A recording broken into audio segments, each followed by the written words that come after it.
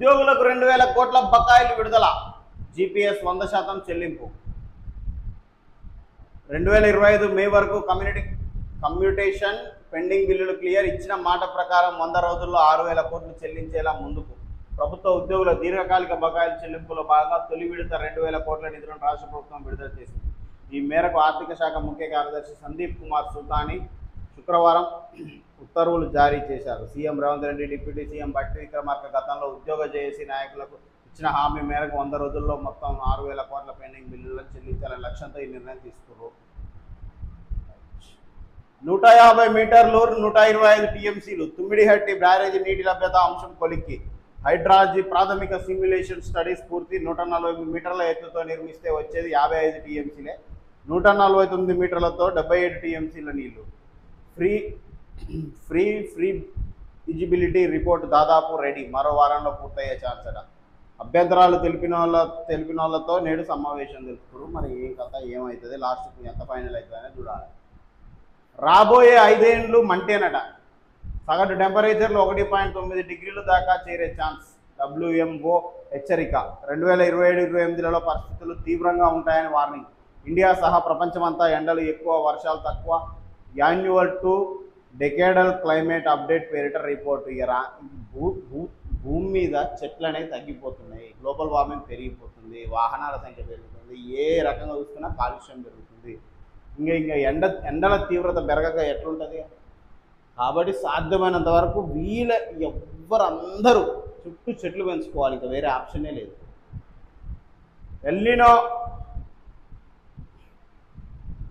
El Niño ఇంకా పూర్తిగా విస్తరించనే లేదు. ఇప్పటికే ఎండలు మండిపోతున్నాయి, జనాలు పిట్టల్లాగా రాలిపోతున్నారు. రోజులు 10ల సంఖ్యలో ప్రాణాలు కోల్పోయేంతలా వడగాల్పులు తీస్తున్నాయి. అయితే ఈ 5 ఏళ్ల పాటు ఎండల తీవ్రత కొనసాగుతుందన్న ఆందోళనలు వ్యక్తమవుతున్నాయి. 2026 నుంచి 30 వరకు టెంపరేచర్లు 6లో నమోదయ్యే అవకాశాలు ఎక్కువగా ఉన్నాయి. ప్రపంచ వాతావరణ సంస్థ WMO global annual to decade climate update పేరిట తాజా ఓ రిపోర్ట్ను విడుదల చేసింది. ఆ రిపోర్ట్లో పలు ఆందోళనకర విషయాలు వెల్లడించింది. ఇది పరిస్థితిగా మనం చేసుకున్నదే కదా, వేరే ఏలియన్స్ చేంజ్ చేయలే. ఇది ఏలియన్స్ ప్రభావం కాదు, గ్రహాంతర వాసులు ఇంకా వేరేటోళ్ళు చేంజ్ చేయలే. మనుషులం మనం తయారు చేసుకున్నదే ఇట్లా ఈ ఎండల కారణం. కల్తీ మద్యం తాగి 2 రోజుల్లో 18 మంది మృతట. మహారాష్ట్రలోని పూణే జిల్లాలో మెథనాల్ కలిపిన కల్తీ మద్యం తాగి 45 గంటల్లో 18 మంది ప్రాణాలు కోల్పోయారు. కల్తీ మద్యం తాగి. $1 ట్రిలియన్ చేరువలో Anthropic. American AI company Anthropic అత్యంత విలువైన ఏఐ స్టార్టప్గా రికార్డు క్రియేట్ చేసింది. ప్రస్తుతం ఆ కంపెనీ విలువ $965 బిలియన్ చేరింది. తన ప్రత్యర్థి అయిన ఓపెన్ ఏఐ $852 బిలియన్ వాల్యుయేషన్తో సెకండ్ ప్లేస్కి పడిపోయింది. ఫైనల్కు టైటాన్స్.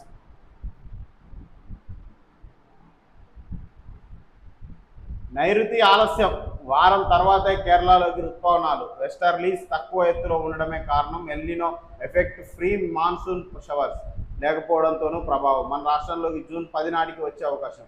ఈ ఏడాది సాధారణం కన్నా తక్కువ వర్షపాతం. తెలంగాణ సహా మాన్సూన్ కోర్ జోన్పై తీవ్ర ప్రభావం. IMD తాజా అంచనాల్లో వెల్లడి.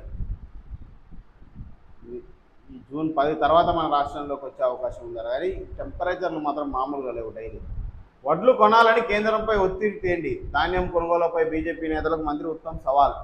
వడ్ల కొనుగోలుపై బీజేపీ నేతలు నీచ రాజకీయం చేస్తున్నారని ఫైర్. వడ్ల ఉత్పత్తి పెరిగిన FCI బియ్యం సేకరణ తగ్గిస్తుందని విమర్శ. రాజకీయాల కోసమే తప్పుడు విమర్శలు. తుమ్మల.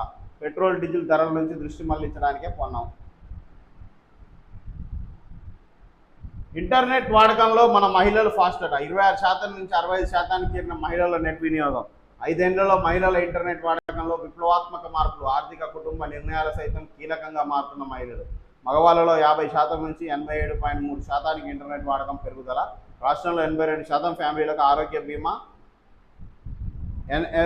NFHS 6 రిపోర్ట్ల ప్రకారం వెల్లడైన తెలంగాణ సామాజిక ఆరోగ్య చిత్రంలో మన మహిళలు ఫాస్ట్ అట. సర్తో అర్హుల ఓట్లు చేజారొద్దు. లంబాడీలు, ఆదివాసీలు, దళితులు, మైనార్టీలు, వలస కార్మికుల ఓట్లకు ముప్పు. కాంగ్రెస్ PSC సమావేశంలో సీఎం రేవంత్ రెడ్డి. నియోజకవర్గ ఇన్ఛార్జీలు బాధ్యతగా పనిచేస్తే ఒక్క ఓటు కూడా పోకుండా చూడొచ్చు. ఇన్ఛార్జి మంత్రులు ప్రతి 10 రోజుల్లో ఒక రోజు పూర్తిగా పార్టీ కార్యకలాపాలకే కేటాయించాలి. కొందరు ఎమ్మెల్యేలు జమీందారులా తయారయ్యారని ఫైర్. కాంగ్రెస్ సానుభూతి పరుల ఓట్లు తగ్గించి లబ్ధి పొందాలని చూస్తున్న బీజేపీ PCC చీఫ్. రైట్. మీరు ఒకరి మీద ఒకరు రాజకీయాలు చేసుకోకుండా ప్రజలకు ఉపయోగపడే పనులు చేస్తే బాగుంటుంది.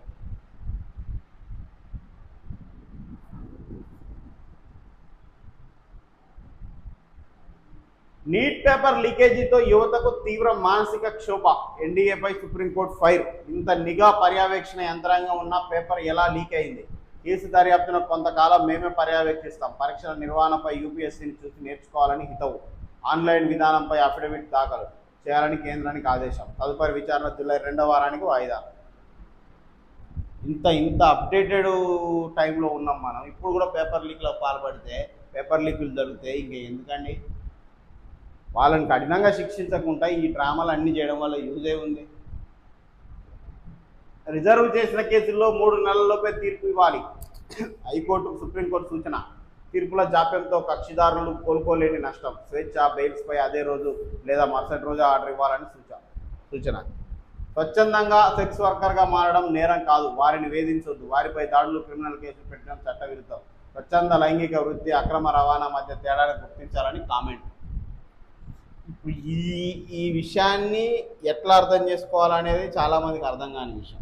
స్వచ్ఛందంగా మారేటోళ్లను పోలీసులు కూడా అరెస్ట్ చేయొద్దు, విచారణ పేరుతో వాళ్ళని హింసించవద్దు అని సుప్రీంకోర్టు తీర్పు ఇచ్చింది. వాళ్ళకు నచ్చిన విధంగా బ్రతికే అవకాశం ఉందని కోర్టు తీర్పు ఇచ్చింది. మరి దీనివల్ల నష్టాల, లాభాల, ఎటుపోతుంది సమాజం, ఏ దిశ పోతుంది అనేది ముందు చూడాలి. ఇప్పుడు అక్రమ రవాణాలు వేరు, స్వచ్ఛందంగా మారడం వేరు కదా.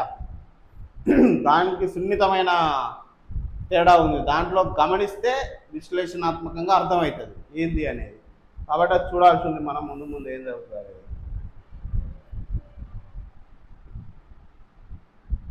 నగదు బదిలీలో తెలంగాణ బేష్, రిజర్వ్ బ్యాంక్ ఆఫ్ ఇండియా ప్రశంసలు. పింఛన్లు, రైతు భరోసా, పంట నష్ట పరిహారం నేరుగా ఖాతాల్లోకే బదిలీ. పల్లెల్లో కొనుగోలు శక్తి పెరిగినట్టు వెల్లడి. తెలంగాణ సంక్షేమ నమూనా అని 2025 ఆర్బీఐ వార్షిక రిపోర్టు. ఆలయాల్లో వీఐపీ కల్చర్, ప్రత్యేక దర్శనాలు సరికాదు. దేవుడి ముందు అందరూ సమానులే. మద్రాస్ హైకోర్టు. తాము ఏ సమయంలోనైనా గుడికి వెళ్ళవచ్చని, దేవుడు తమ కోసం ఎదురు చూస్తారని ఎమ్మెల్యేలు, మంత్రులు అనుకోవద్దని కామెంట్. మంచిగానే ఇచ్చారు కానీ దేశవ్యాప్తంగా సుప్రీంకోర్టు ఇచ్చి అమలు చేస్తే బాగుంది. దేవుని కాడ మరి వీఐపీ టికెట్లు వేరే, వాళ్ళ దర్శనాలు వేరే. దేవునికి అందరు సమానమే కదా. ఒక ఏమంటారు, ఓ 10,000 15,000 ఎక్కువ పెట్టి టికెట్ కొనుక్కుంటే దేవుడు అమ్మ వీళ్ళు 15,000 పెట్టారని వాళ్ళకి ఎక్కువ వరాలు ఇస్తాడా? నువ్వు ఎంత దేవుని కోసం ఎంత హడావిడిగా ఈ వీఐపీ దర్శనాలలో కోరుకుంటున్నావు, నువ్వు అన్ని పాపాలు చేస్తున్నావు అని అర్థం. నీకు అంత స్పెషల్ కన్సెషన్ దేవుడు ఇవ్వాలని అర్థం. భక్తులు అందరు సమానమే కదా. దేవుని చూడడానికి టికెట్లు ఇవన్నీ పెట్టిరు అంటే ఆలయ అభివృద్ధి కోసం, అక్కడ పనిచేసే వాళ్ళ జీతభత్యాలు, ఇవన్నీ ఎన్నో రకాల అంశాలు అందులో మిళితమై ఉంటాయి. కాబట్టి సరే టికెట్ పెట్టిరు, కొంత ఛార్జ్ చేస్తున్నారు, ఆ అభివృద్ధి కూడా చేయాలి, అక్కడ పనిచేసే వాళ్ళకు కూడా జీతాలు ఇవ్వాలి, దాని మీద కొన్ని వేల మందికి కొన్ని రకాల ఉపయోగాలు జరుగుతాయి కాబట్టి ఓకే పెట్టిరు అనుకుందాం. ఇళ్ళనే మళ్ళీ పేద అయినా, మధ్య తరగతి, రిచ్, అల్ట్రా రిచ్, స్పెషల్ దర్శనాలు, స్పెషల్ టికెట్లు ఇవన్నీ పెట్టడం వల్ల తారతమ్యం దేవుని కాడ కూడా చూపిస్తున్నట్టే కదా. విఐపి దర్శనం చేసుకున్న వాళ్ళకు దేవుడు ఏమైనా స్పెషల్ ఆశీర్వాదాలు ఇస్తాడా? కాలినడకను వచ్చి 0 టికెట్తో దర్శనం చేసుకున్న వాళ్ళకు దేవుడు వీళ్ళు మామూలుగానే కాలినడకను వచ్చారు, వీళ్ళు ఏం మన టికెట్ ధర చెల్లించలేదని తక్కువ కన్సెషన్ ఇస్తాడా దేవుడు? ఎవరి కర్మ ఫలితం వాళ్ళు అనుభవించాల్సిందే.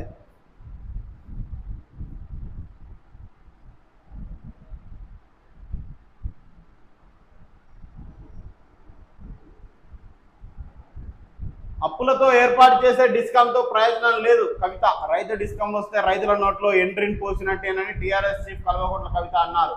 రైతు డిస్కామ్ పేరుతో రైతులపై ప్రభుత్వం కుట్ర చేస్తుందని చెప్పారు. నిజంగా రైతులకు మంచి చేసే నిర్ణయం అయితే ఎందుకు సీక్రెట్గా ఉంచారని కవిత ప్రశ్నించారు. మోటార్లపై మీటర్లు పెడితే మమ్మల్ని ఉరేయండి అద్దంకి. రైతు డిస్కామ్ తీసుకొచ్చి మోటార్లపై మీటర్లు పెడితే మమ్మల్ని ఉరేసి చంపేయాలని ప్రభుత్వ చీఫ్ విప్ అద్దంకి దయాకర్ అన్నారు. బీఆర్ఎస్ టీఆర్ఎస్ పార్టీలు రెండు ఒకటేనని, వాళ్ళు కావాలని తప్పుడు ప్రచారం చేస్తూ ప్రభుత్వంపై బురద జల్లే ప్రయత్నం చేస్తున్నారని ఆయన విమర్శించారు. ఇక మిమ్మల్నే వృద్ధి చేసి చంపాలంటే ప్రభుత్వ నాయకులు ఏ రాజకీయ పార్టీ అని కాదు, అన్ని రాజకీయ పార్టీల ప్రభుత్వాలను ఏర్పాటు చేసిన రాజకీయ నాయకుల్ని ఉరేసి చంపాలంటే ఒక్కొక్కరిని 1000-1,00,000 సార్లు ఉరేసినా కూడా మీరు చెప్పిన హామీలు అబద్ధాలు సరిపోవు. ఒక్కొక్కరిని 1000 నుంచి 1,00,000 సార్లు ఉరేయచ్చు. మీరు చెప్పే అబద్ధం చెప్పినప్పుడల్లా ఉరేయాలంటే ఉరితాలు సరిపోవు ఈ దేశంలో రాజకీయ నాయకులను ఉరేయడానికి. వర్షాలపై రైతులకు ముందస్తు సమాచారం, సాగు పనుల ప్రణాళికకు తోడ్పాటు రైతుల ఫోన్ల మెసేజ్లు.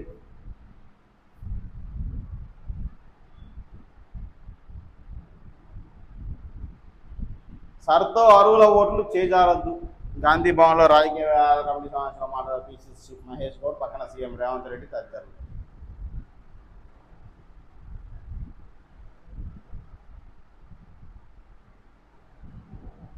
కాంగ్రెస్ ఓబీసీ వ్యతిరేక పార్టీ. కర్ణాటకలో ఓబీసీని దించి ఓసీని సీఎం చేశారు రామచంద్రరావు. కాంగ్రెస్ అధికారంలో ఉన్న రాష్ట్రాల్లో అగ్రకుల వారే సీఎంగా ఉన్నారని విమర్శ. బీజేపీ వ్యవస్థ వీళ్ళ పాయింట్లు దోలాడడం విమర్శించే కాడికి వచ్చేసింది. 24 గంటల కరెంటును ఎత్తేస్తారు, రైతు డిస్కామ్ వెనుక కాంగ్రెస్ కుట్రలు. హరీష్ రావు 3 గంటల కరెంట్ చాలని కోదండరామరెడ్డి చెప్పిండు. రేవంత్ మనసులోని మాటలే ఆయన ఈఆర్సీ ముందు చెప్పారని ఫైర్.